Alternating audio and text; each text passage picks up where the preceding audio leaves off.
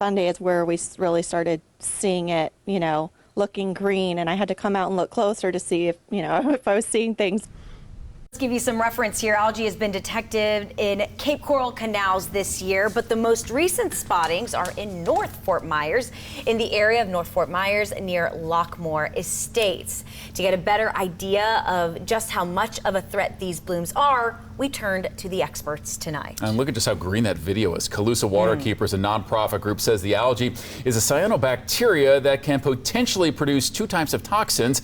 It's not yet known if that's the case here, but neighbors tell Fox 4's Caitlin Knapp the algae is still a concern either way.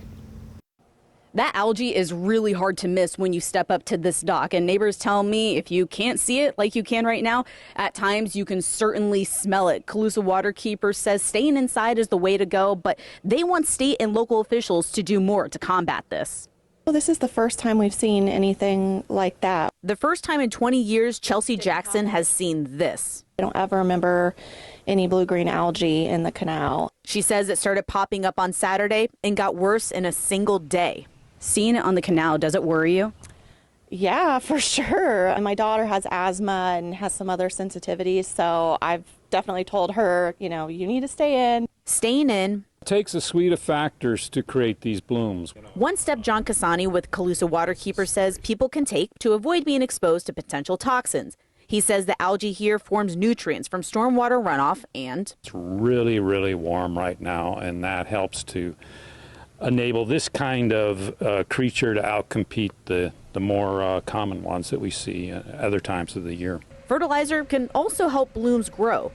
Gasani says to get a handle on the algae in the long run. In my opinion, to get to the root cause of the problem is the legislature and local governments have to fund restoration programs. I reached out to Lee County today about what can be done now.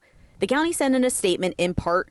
Lee County has algae remediation contractors on retainer so that if mobilization of equipment is necessary, the process can happen quickly.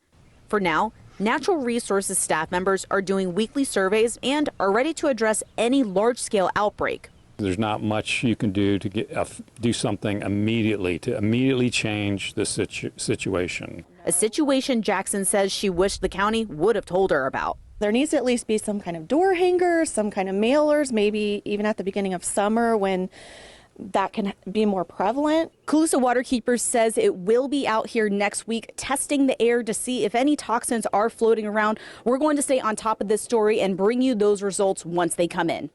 Reporting in North Fort Myers, Caitlin Knapp, Fox 4.